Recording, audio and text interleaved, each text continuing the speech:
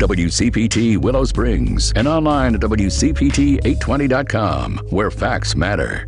Collaboraction Radio. So let's go ahead and get him on the show. David Dismalchian. I'm now sitting in a pretty incredible pool of gratitude. It's just like you imagine me right now, close your eyes, see a dude floating in a hot tub. The gratitude is right up to my chin, and I am grinning. And you know, the nice thing about those hot tubs is that you can fart whenever you want. Nobody knows you farted, who farted. It's like fart free. Collaboration Radio, Saturdays at 4. The Randy Rhoads Show.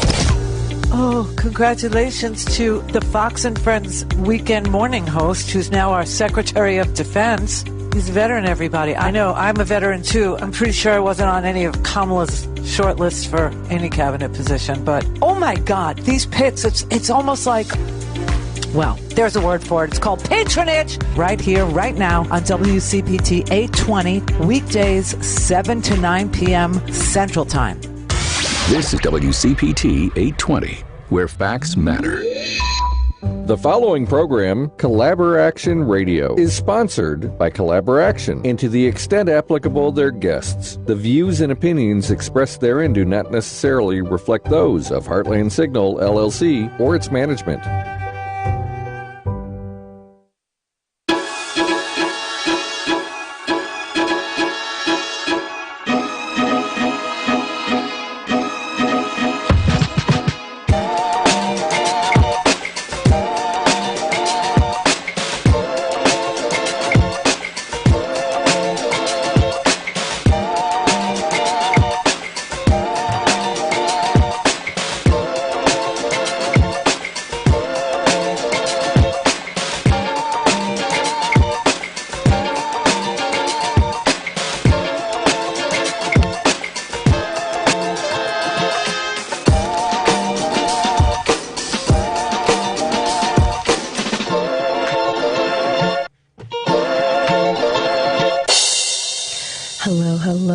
Welcome to Collaboraction Radio at the intersection of art, activism, and social change. Thank you for joining us at Collaboraction Radio on WCPT 820 AM, Chicago's progressive talk radio, and also streaming live on Facebook and WCPT.com. Or available on demand at Apple Podcasts, Spotify, YouTube, and everywhere else you get your digital stuff. I am Beverly Dines, COO and Managing Director of Collaboraction. Collaboraction is a 28-year-old nonprofit whose mission is to build knowledge, empathy, dialogue, and action, or what we call KIDA, around oppression and inequity through live theater, film, and radio. That leverages the power of storytelling and community to cultivate positive social change. Now, a few messages from our sponsors and friends. Collaboraction Radio is sponsored by the Joseph and Bessie Feinberg Foundation, Ruth Page Center of the Arts for the Arts, Adler University, AV Chicago, and Ella Vogue. Ruth Page's The Nutcracker returns in 3 locations this holiday season. Chicago's longest-running Nutcracker, tens of thousands of people have loved the story of Clara and her Nutcracker for more than 50 years. Relive the magic of this beloved classic, first brought to life at Chicago's iconic Ari Crown Theater. Don't miss Ruth Page's The Nutcracker at Governors State University, November 23rd and 24th at Northeastern Illinois University, December 7th and 8th, or at the College of Lake County, December 21st and 22nd. Celebrate the season with Ruth Page's The Nutcracker. Tickets at ruthpage.org. And just zeroing in on that, who doesn't love The Nutcracker? There's so many different tellings of it now. And Ruth Page's The Nutcracker is such a timeless rendition of the beloved story.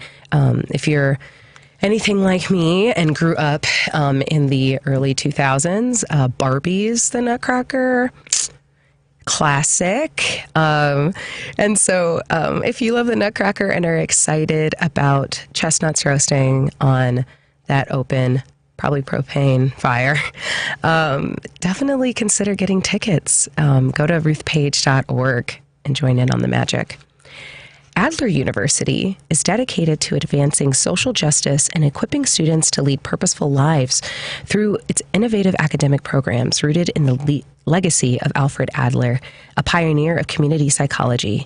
With campuses in Chicago, Vancouver, and online, Adler University fosters a diverse, inclusive learning environment where students gain the skills to become socially responsible practitioners, engaging communities to improve health and well-being.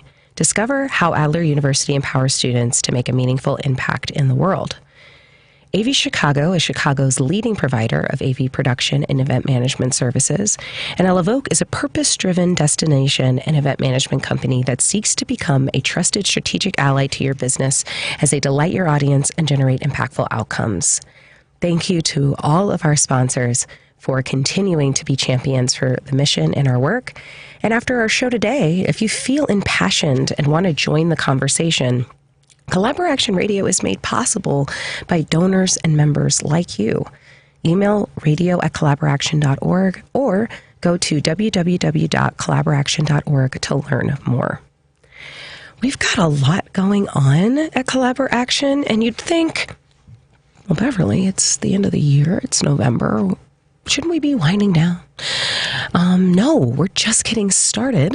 There's so much happening, and we're kind of just to highlight, we're coming down from the high that was the Utopian Ball. We had our Utopian Ball a few weekends ago, and it was an incredible evening of light, of community, of connection, storytelling, and passion for social change. And with new champions and returning champions, it was such a fun evening centered around our house of belonging and continuing to build connection as the world continues to evolve around us and the city. And from that passion, we were able to raise over $200,000 towards our new house of belonging. And I want to continue to extend immense gratitude to everyone who was a part of making that a reality. And for those who still want to participate and be involved, please check out our capital campaign information on our website. We are still ramping up, opening our House of Belonging in Humboldt Park at the Kimball Arts Center, and could use any and all community members who are excited about social change to come and support this mission and what we intend to do. Now, speaking of folks who are excited about our mission and stepped forward to continue to support, Nick Tremulous and the Prodigals are having a show at the Metro on January 4th with their show entitled Boneyard Rhapsody. Proceeds from this show will go towards Collaboraction's new youth music program that will be announced early next year. And so if you have not had a chance to listen to Nick Tremulous's music, please, if you're in the car, after you're done listening to me, listen up. He's a phenomenal artist. The work he's done with the Prodigals has been sensational. And for him to donate proceeds from this show to Collaboraction's youth music program definitely should be something that we definitely want folks to be excited about. There's a lot of new and exciting stuff we're doing to bring innovative youth education together in dynamic ways. And so please come to the event at the Metro on January 4th. And you can even get a discount code. Head over to Nick Tremulous's Instagram for a discount code so you can get some early bird tickets now, because it is going to sell out, and we hope to see you there. I know I'm going to be there, so I'm excited. On Thursday of next week, November 21st, Collaboraction, in partnership with Strides for Peace, is going to be conducting some workshops, some de-escalation, scripting, and more towards peace against gun violence. This expo is an incredible opportunity for youth and parents and community members to come together towards solutions to not only support with peace towards ending gun violence, but de-escalation as well in our city. And so we very much look forward to partnering with them, and they're actually going to be our guests today. And so I'm excited for them to arrive for us to talk more about the Expo, Strides for Peace, and everything that they've got going on. If you are listening live, you can call in at 773-763-WCPT, or if you remember from many episodes ago, the little jingle I created, which is 773-763-9278. If you have any questions or things you want to share with us, there's a lot happening right now in the world, which is an understatement. There's a lot going on. And so if you just want to share your context, this is an open line. There's no right answer. There's no right commentary. Please, please, please call in at 773-763-9278. I'd love to hear from you and your perspective. Today's overall theme is thinking through ways in which we can continue to walk towards peace as it relates to gun violence and gun advocacy. As I'm sure many of our listeners know, Chicago and Illinois in general is not, is definitely considered a city and state of concern when it relates to this particular topic. And one of the things that excites me about the opportunity to partner with Strides for Peace, and why I'm so excited for you to meet our guest today, is there are a lot of groups and community members on the ground who are working in partnership to understand one another, come together in community, and support strategies to prevent escalations before they happen. And so if you or someone you know who has been impacted by gun violence of any kind, we'd also love to hear from you as we navigate this topic today, and ways in which we can all move forward as a group. I know there's different ways, too, as it relates to gun violence, that some folks feel as though they can't be part of the conversation because maybe they're just community members, or they themselves have not been directly impacted because they have not been physically harmed, or a close family member or friend has not either. And what I'd like to stress is that we're all impacted by gun violence in this country. And one size doesn't fit all. Whether it's the shootings that we see on the news happening in our cities or cities around the country, frankly, I would like to remind our audience that Chicago is not, and has not been for several years, the leader in gun violence in the United States, contrary to poor PR and popular belief. In fact, I don't believe as of this year we're in the top 10. And so just level setting there, data-wise. However, what do we see? What do we ingest? What finds us on social media or on the news? It's the repeated messaging that Chicago is a wasteland, and that to be here is to be scared, is to be unsafe. And while, yes, there is validation in the harm that is being caused in our city and surrounding areas, we often don't consider the psychological harm that comes from the constant exposure to this, whether that be through media or proxy. And so for those who may be listening who, don't feel as though they can be a part of the conversation, I'd like to share briefly my context as it relates to gun violence and how it can impact whether or not you are directly harmed yourself.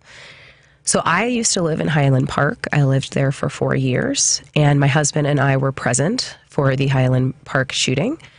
I want to be conscientious of my language in that while we were not on the parade route itself, my apartment at the time was a block and a half from the site. And so I have video and pictures of children running and screaming and graphic things on the street, and my apartment building as well as the surrounding area was on lockdown for about 6 hours, during which they thought that the shooter was at the Sunset Foods, which is directly behind where my apartment was. And during that time, there are so many emotions, and my neighbors and I came together in our building, huddling together, and some of which with wine, kind of sitting together, talking and saying, what do we do? What's going to happen? How do we support each other? How do we protect each other? And at the same time, I couldn't help but feel as though I personally was not on the parade route. I personally was not directly in the line of fire in this instance. However, I'm sitting with my neighbors in a lockdown. My phone's ringing off the hook. We don't know where this person is. There's a growing fear and anxiety. Your community no longer feels safe. And also, the next morning, the vice president's walking down my street. Very surreal. The next day, there's news cameras in your face while you're walking to the metro station. The same route that you would walk every day now has blood on the sidewalk. And for community members who feel as though they cannot be a part of the conversation, I felt that.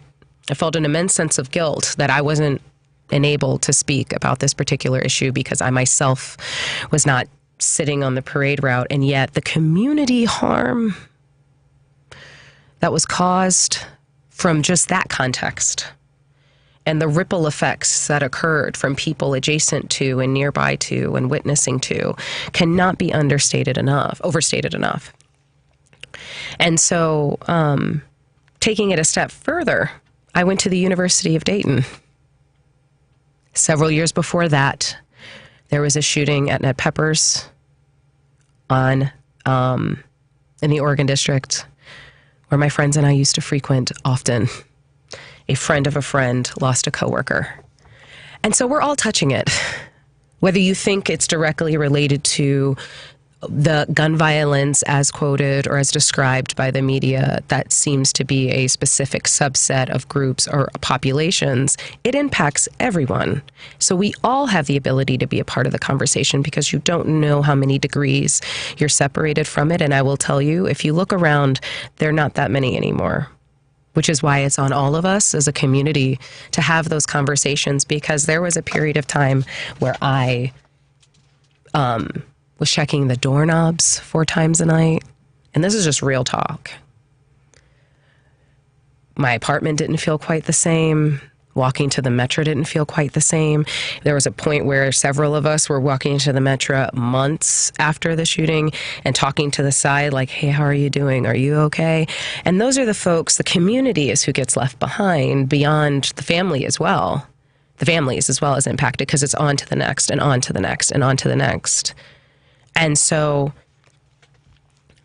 in an attempt to not belabor the point, for those who are listening in, I'm speaking directly to you because I think often we as a culture feel as though, well, this didn't happen directly to me, or yes, this is really sad, but it's happening every day and we keep hearing it's happening every day. All the more reason to share your feelings and your perspectives on how seeing that repeatedly in any context, pulse, whether it be Colorado Springs, whether it be, I mean, there's so many, but also when it relates directly to our city.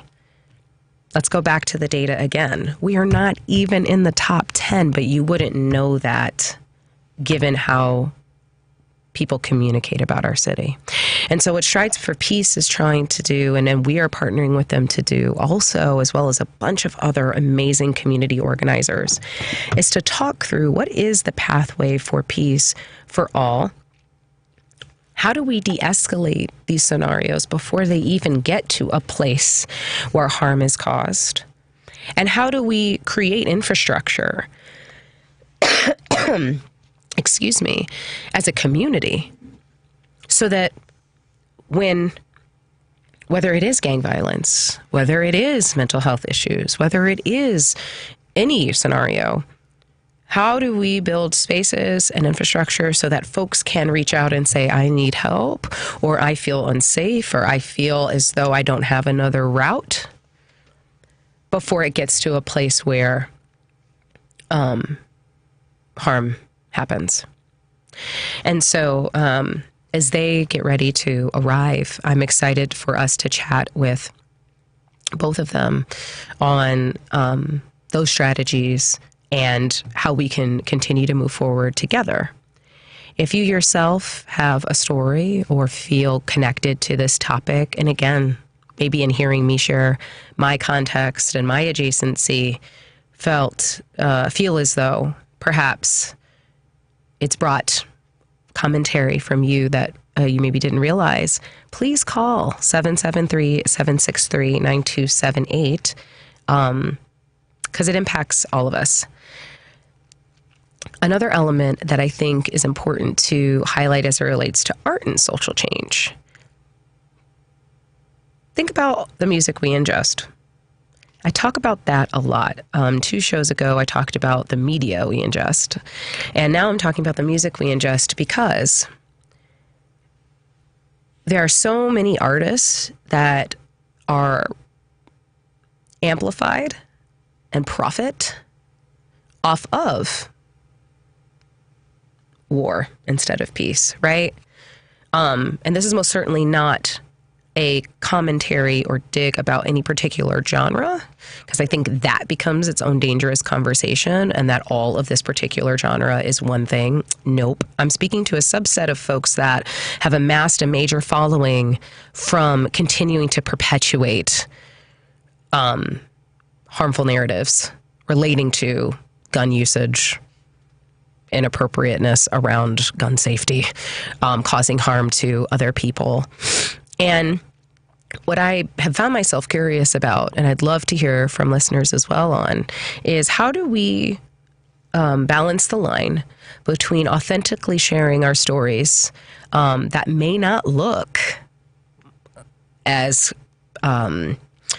clean as other stories. And what I mean by that is, how, like, if that is your truth, that you were living in an area in which that was a real reality every day, how do we marry that line between validating that experience and also not perpetuating it also at the same time?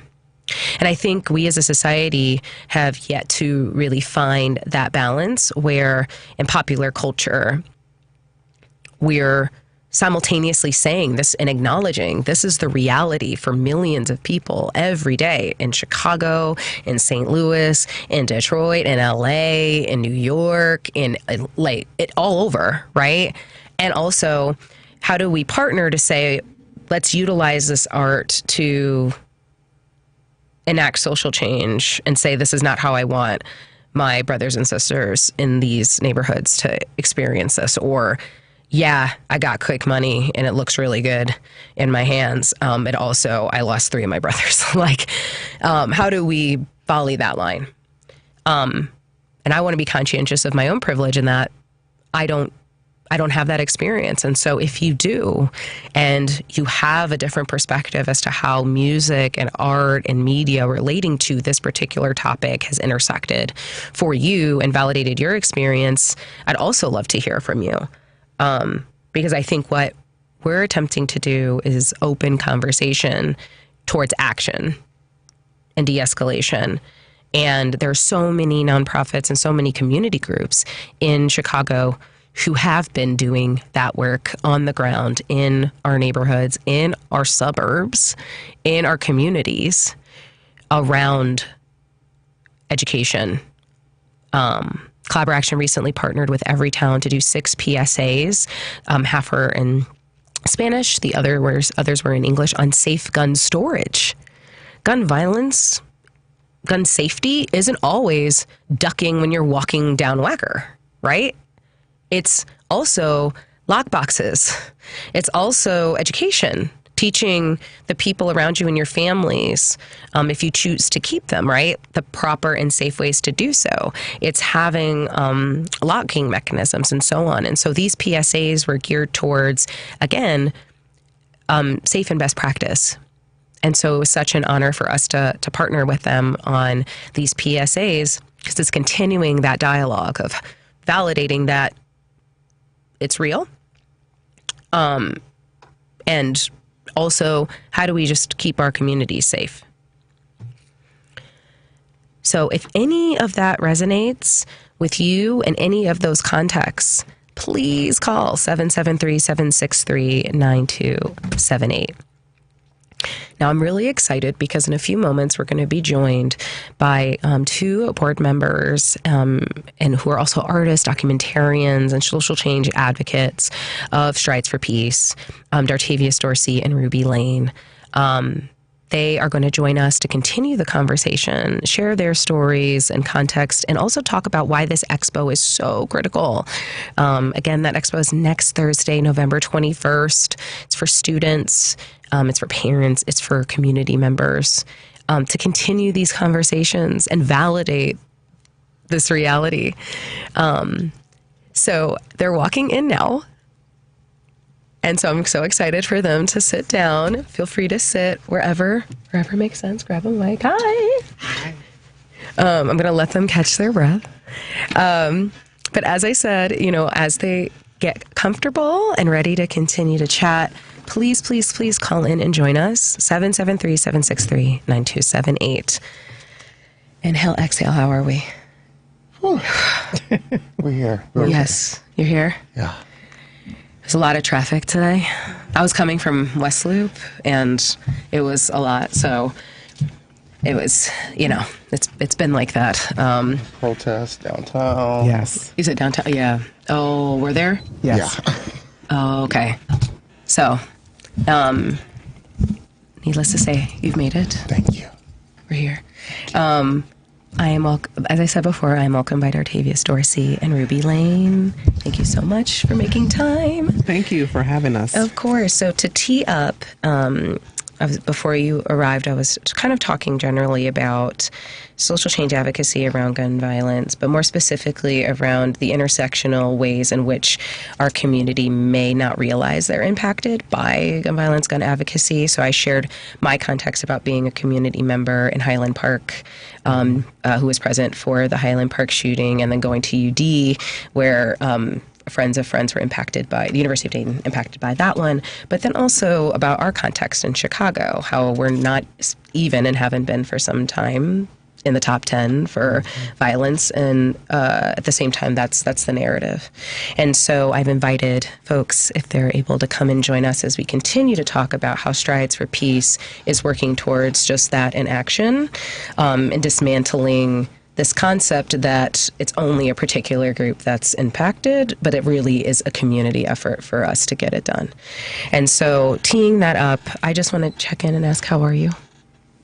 Doing well. Can't complain. Yeah. Yes. We're less than a week away from the event. We've got some really, really great exhibitors, panelists, and then most importantly this year, our youth. Our young people will be in the building, and so that's something that we're really excited about, having them, hearing their voices, listening to them, seeing them, and just kind of showcasing, what it is that they have to say as it relates to the gun violence that's kind of afflicted our communities. Yeah. Dar'tavous, how are you? I'm okay. Yeah. It has been a day, but yeah, I agree with Rubye. We are a week away, less than a week, and I'm very excited, The work that we're trying to prevail with Strides for Peace and getting our partners to be more aligned with having a collaborative front with this call to action. What we see transpiring throughout the world, but I try to narrow it down to where we reside locally in the city of Chicago. And we, as a society, we do not feel comfortable with having senseless gun violence, and particularly with young people. And it saddens our heart to see, it seems like daily we hearing tragic what's happening, gun violence and young people. And so at Strides, we're working with so many grassroots orgs who's doing frontline service, we learned with our expo last year that they had an opportunity to learn from each other. Not knowing that there's an organization can be less than a mile away from you that have tools and resources that you may not have. But we all striving to have a end to what's taking place when it's like hurting and bringing harm to our communities and families. And again, young people that's not seen past 20, 21, 22, hitting their 30s. You know, I'm knocking at 40 soon, into the 40 club, thank God. Not there yet. But, you know, we just had a 14-year-old 2 days ago get shot. 8 o'clock at night, sitting in the backseat of a car, waiting on his mom to come back out. And how much are we going to continue to allow that to happen? And so he asked the question, how am I? You know, mentally, I'm okay. Physically, I'm drained because I'm tired of seeing the same old traumatic experience. But I'm excited that there are still organizations that's willing to come together to put an end to it, at least attempt to challenge others to put an end to it. And this year, with our expo, allowing us as experts and practitioners and professionals to have young people in the space to learn from them, as well as they learn from us. But we give them a two-way opportunity. We need to know what we need to be doing to change this negative pathway for these young people. Because our goal is for all of us to have a peaceful society, a peaceful community. In an ideal world, if we had the magic wand, we would do that. But we just don't have the magic wand right now. And so in order for us to create the magic wand, we have to collaboratively work together. And so that brings me joy, knowing that we are trying to change the negative aspect of what's taking place. But physically, I'm drained. I'm tired because I'm tired of seeing what's taking place with this senseless gun violence. Thank you for being real about that, because I think there's a knee-jerk to, especially for leaders in social change spaces, to kind of be on. And there is an exhaustion that comes from banging the drum on awareness. And sometimes in an echo chamber, if you're surrounded by folks who are like, yes, we agree. It's the folks that don't feel as though they can be part of the conversation. Or I was talking about this to one of the things you said. Or, you know, there's this knee-jerk to be like, I'm going to make a change. I'm going to go out there and do something. I'm going to create a nonprofit. I'm going to go. And it's like, wait. There are people who've been doing it. There's people out there who are doing it. Just find them and then just go. And it's because, you know, exactly. It's like, wait.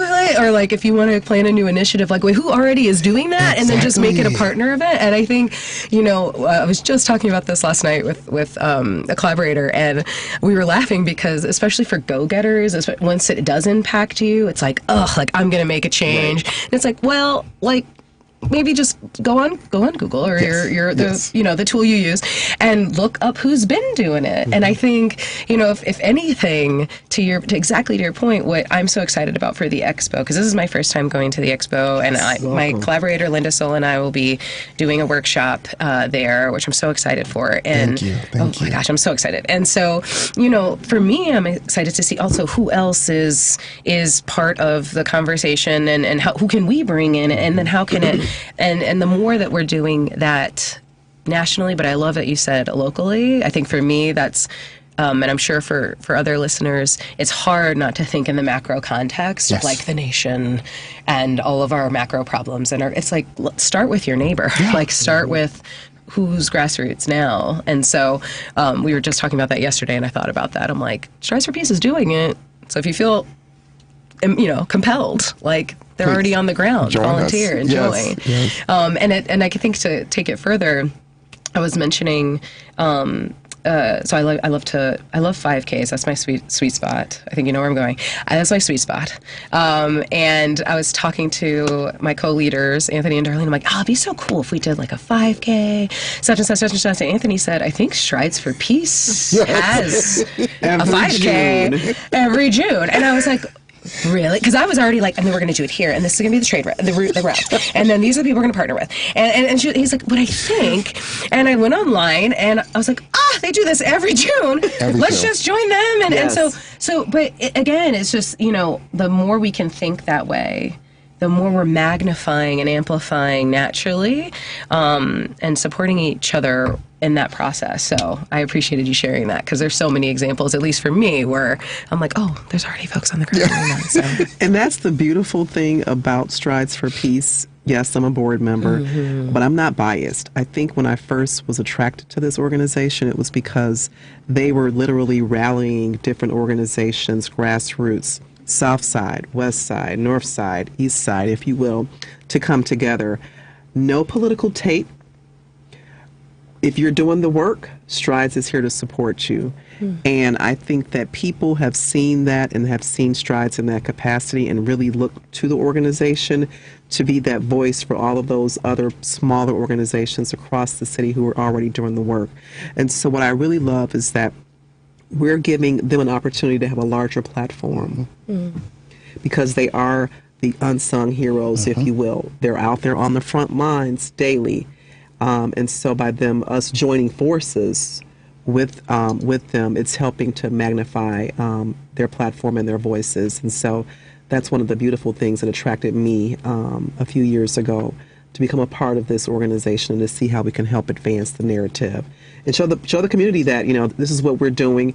And also, when you think about it on a larger basis, nationally, you've often said, Dar'tavous, that Chicago is the blueprint. Yeah. And so I think that what we have started here shows that we definitely are on the route to showing the world and the country that this is what can do when you come together as a community.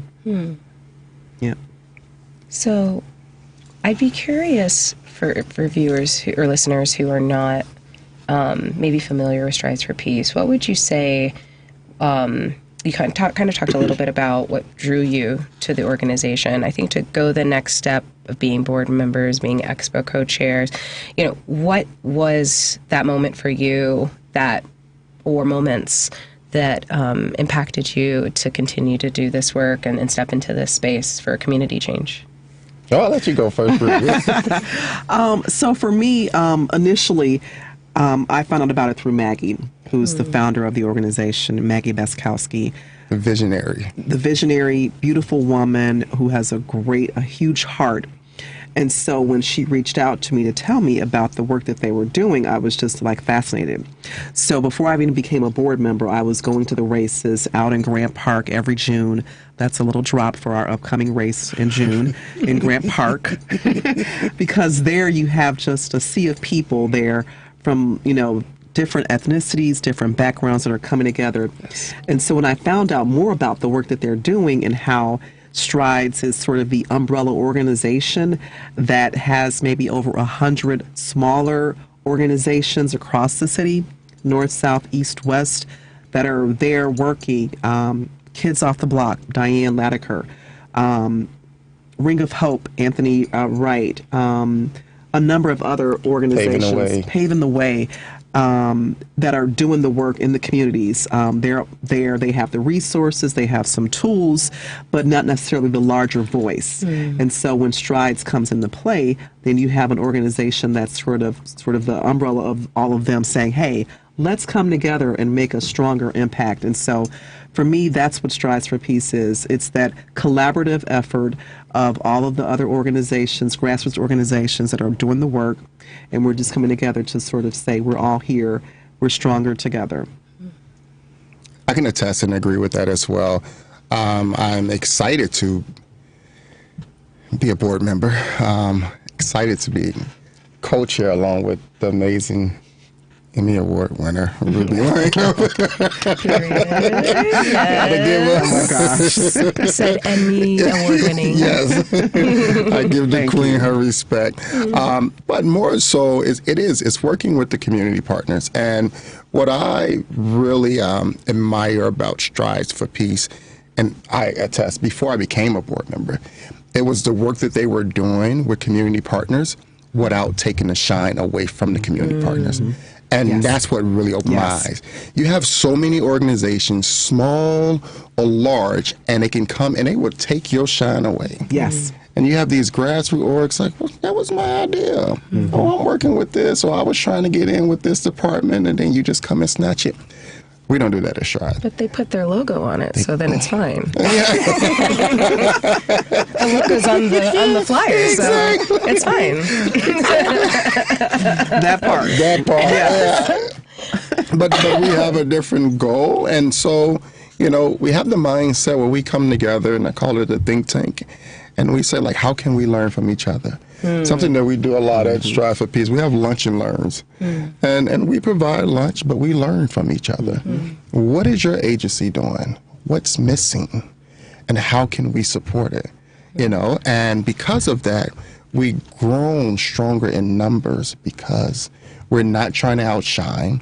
We're not trying to operate in silo, but we have a common denominator, and that is we want to see a peaceful community. And we believe, a lot of people say you're crazy. It may not happen. We got through the pandemic, COVID-19, when we worked together. It's something that we learned from COVID-19. If we collectively work together, we can resolve the problem. Why we can't do that with gun violence? And I particularly think, and I always tell my team, that Chicago would be and create the blueprint to go on a national level to show other cities and states how we resolve gun violence in our hometown. And we have to particularly put forth what needs to take place if we want to see longevity is our young people. And so what keeps me more involved and excited to work is when we come together, we always thinking center focus. What is that? Better community. And how do we have better community? By making sure that we empower our constituents in our community, i.e. our young people, families that just don't know. And then working with the community partners that's on the front line that don't get the national attention, don't get the local attention, and striving to get grant funding. And yet we raising our hand like, hey, let's work together.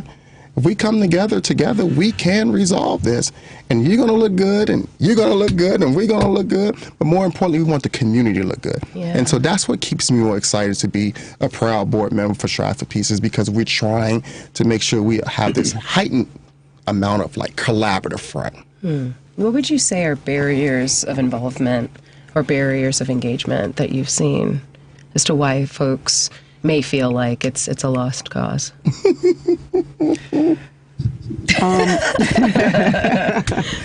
I mean, there are a lot of politics in the the gun violence prevention sector, and so I think that if we're able to get around those politics, that we can all realize that this is a crisis, and that we have to put what's priority up front. And so that goes back to one of the reasons that I was saying that we take that red tape out of, with some of these organizations, if they cannot come up with, certain resources, financial resources, that's what we're fundraising for. If you can't apply for a grant, we're on the verge of trying to do something where we work into having these organizations acceleration, how to get grants, and so I think if we can take the politics out of things and just realize that they're humans, that our lives are being impacted by gun violence, then we'll all realize that we can come together for the bigger goal. And so that's just what I've noticed just being in this sector. I'm a documentarian, and so I am new to this, but I'm still passionate about it.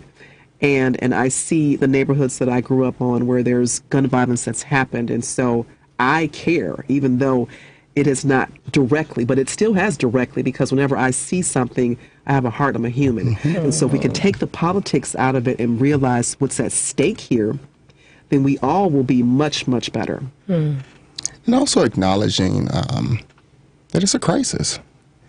And when you look at that, how much data we need, how much more research we need to continue to conduct to realize that we're in the middle of a crisis. It's a gun violence crisis.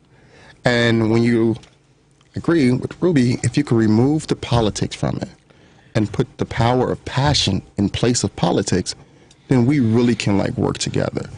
And you have organizations like, you know what, I don't mind working with this other organization under the umbrella of whether it's Strive for Peace or Ring of Hope, whoever. But acknowledging the mission and the goal and the common denominator versus saying, well, I got to go through so many loopholes because of the policy and the procedures. Well, I need more research. I need to see the data. It's like, but we losing lives. We losing lives that's causing more and more traumatic experience to us, to all of us. And so I agree. I often say, politics can be demonic at times, but it's the way we maneuver around it to still put the power of the impact forward. I think another element too is also the kind of comfort with being discomforted. Yes. And I recently moved to the city, and the area that I'm in is slowly but surely becoming more gentrified.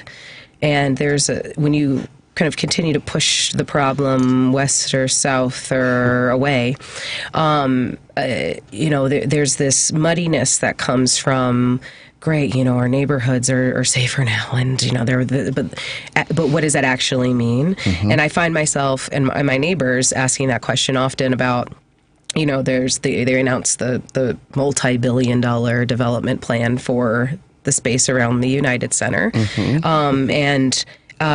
there's this oh, great, we're getting, empathy, we're getting this, we're getting that, and there are new jobs and, all these things. And also seeing the issues being pushed instead of addressing it head on and saying, how can you be a part of this development? It's a continuing problem nationwide, but I think specifically in Chicago, we're still the most segregated city in the United States. And it's hard not to be aware of that. 2 episodes ago, I talked about my experience at the DNC and seeing what was happening to folks on the west side of the city, including myself and others who were almost, practically displaced in some ways, transportation-wise, because of this event, and not bringing folks in. And at the same time, right, it's this how we're excited about the continued expansion and growth and development of our city, and also at what cost, but also there's these narratives around the folks that are impacted that if you're a stable member of society or you're participated or, as or citizens, as I've seen in the zeitgeist, right? It's like you can participate, but everyone should be able to participate in it. There's no lives are lives, and so it shouldn't take a student from Elgin being shot outside of a Trippie Redd concert for folks to be like, oh, something should be done. Yes. About that violence that's happening on the west side of Chicago. Yes. Yeah. It's been there. Bless his heart, and I pray for his family and his 2 friends who were also impacted as well. It shouldn't have happened to anyone, but I think it's part of that's something too I've noticed of this, until it happens to me, it's elsewhere, somebody else's problem. And then I've had these conversations with neighbors that genuinely I feel it's non-intentional, but there's so many intersections that come with that erasure that I feel important to call out as well. Yeah. So, one of the last questions I have before we do maybe something fun, for me, one of the last questions I had was just if you could describe. You've mentioned the waving the magic wand, and it got me thinking about a call to action. No matter where you are in the community as it relates to gun advocacy or peace in general, if you could, in a sentence, share what your call to action would be to anyone listening, no matter where they are, on how they could be a part of the solution to bringing peace together as a community, what would be that call to action for community peace? I think that's a great question, I must say, because I think about that. I would just say we all have to literally look at each other and see ourselves in that other person. And so I think if you can just see beyond the exterior and see the interior of a person, then that would resolve a lot of things, judgments, misunderstandings, stereotypes, discrimination. And so I think we really have to take the veil off and just see that person for who they are. And you have to be intentional about it, just like you're intentional about everything that you do in life. I think that being able to just see a person from who they are, from their heart, I think that speaks volumes, and that is what I would say would have to be a call to action, is just be able to see people. And whether or not it's a person who's a young person from the inner city, someone from the suburbs, I think to be able to all see each other as human beings first, that would be my call to action, is to really just, to look into that person and to see what lies beneath. Thank you. This is a us problem, and this may sound very cliche, but, united we stand, divided we fall. This is an us problem. And I look at it where we so quick to point fingers. Let's stick with young people right now. That's a parenting issue. That's a teacher issue. Once they're in the school, that's a law enforcement issue. Like, we always just point fingers to the next person, human, who have a life, and not thinking, again, if we collaboratively work together, we can solve this problem. Because even though you can say, if a child have done something in a negative way, committed some type of violent act, you blame mom or dad, but yet and still, I got to go to the filling station to get gas too. And so as I'm pulling in, I'm looking over all my shoulders, not accepting that I need to come to the table with some solutions as well. Right. I need to work with my community members, these community orgs and partners and families and parents and teachers as well, so we can collectively solve this problem. And so my call to action, my slogan would be, united we stand, divided we fall. And we are falling right now because we're so divided. Mine is not so much an action as it is a reflection, in that if you find yourself on social media or watching the news and you see another story about a youth or a person being shot or killed by gun violence in Chicago, and you turn off your phone and go back to your daily life, that is a privilege. You better say it. And so my reflection for those who say, another one, and then turn off their phone or go back to the status quo, it's not to disarm you. It is to remind you that to do so is a privilege. Yes. And so my ask is that for those who do that, and I'm guilty of that, I think we all are in some ways, because that exhaustion, whether it be by proxy, because we see so much pain all the time from different spaces, to be able to do that and know that you can walk into your home or go to your car or go to the gas station, as someone who grew up in the northwest suburbs and never once had to think about that. It is a privilege to not have to think about that. Yes. And so I do want us to amplify that, and hopefully that resonates with folks who hear me say that and go, oh, I didn't really think of that. On a more kind of fun, future forward point, Thursday. Yes. I'm really excited because, so Collaboraction is, we're doing a couple of things, but Linda Soul and I are doing a workshop where we are bringing our youth together. We're separating them up into different groups, whether they be rappers or slam poets or singers. We're going to let them pick some tracks, and they're going to separate into groups where they're going to write a 1-minute piece. It's called Build a Bridge with Your Bars. They're going to write a piece where they get to tell their story together, and then afterwards they're going to be able to perform their pieces for their peers, and then their peers are going to vote on who their favorite piece was. We're going to workshop it with them real quick, and then they're going to perform it in front of all of their youth and people there at the Expo. And so I'm so excited. I pitched this to Anthony once we received the email, and it kind of evolved, and then Linda, who's an incredible artist from Humboldt Park, we came together. And so I'm so excited to bring art into this conversation and to get them creating instead of destroying, and moving forward instead of falling. And so I know that's what I'm excited for. And so maybe share what you're excited for Thursday. Okay. I'm really excited to see all of our young people be able to participate. We have over a dozen different exhibits, and these are specialized sort of workshops, like you mentioned with Collaboraction. We will have someone from First Step who will be doing custom shoe designs. We will have de-escalation group. For those that are interested, we'll have Stop the Bleed. So it's a variety of different exercises, all meant to empower our young people, to get them to thinking, that critical thinking part of it.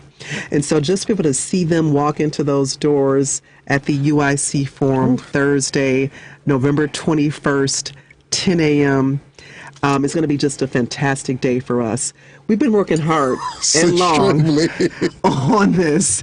And so to see the fruits of everyone's labor, shout out to our executive director, Joel Hammernick, Paula Hammernick, Chris Crater, our media, Teresa Ashford, and of course our founder, Maggie Baskowski.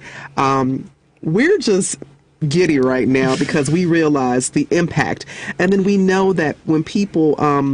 when those kids come through there and see everything that we have designed for them, we hope that they walk away and take something away from this experience that will be transformational and life-changing, because it's kind of like we're educating them, but also with a little bit of entertainment, if you will.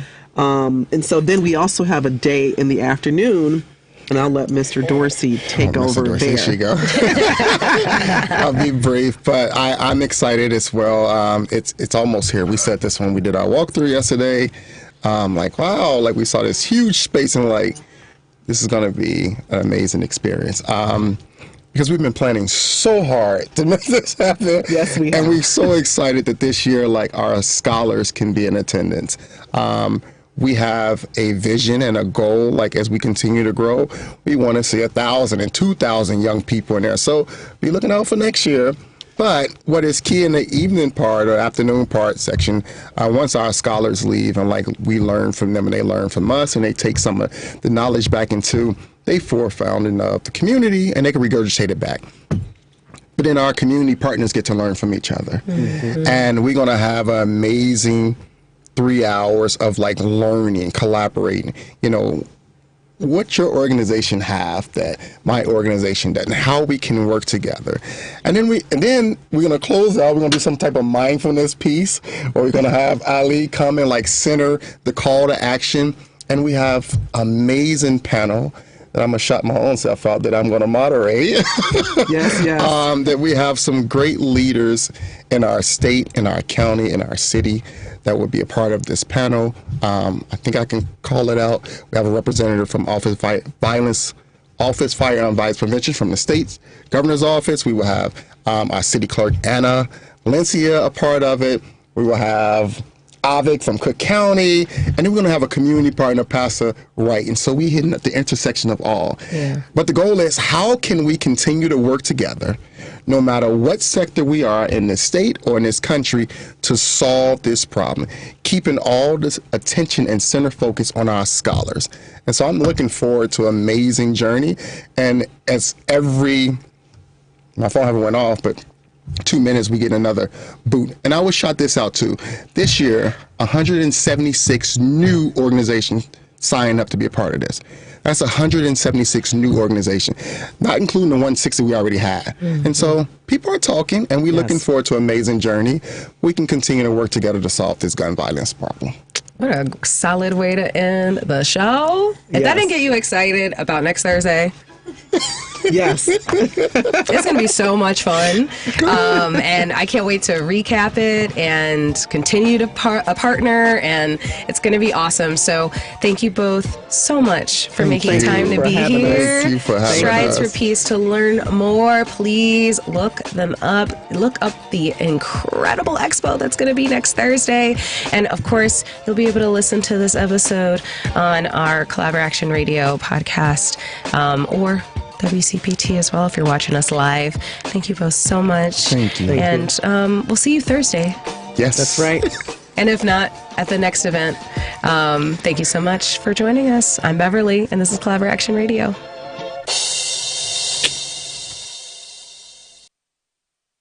The preceding program, Collaboraction Radio, was sponsored by Collaboraction, and to the extent applicable, their guests. The views and opinions expressed therein do not necessarily reflect those of Heartland City.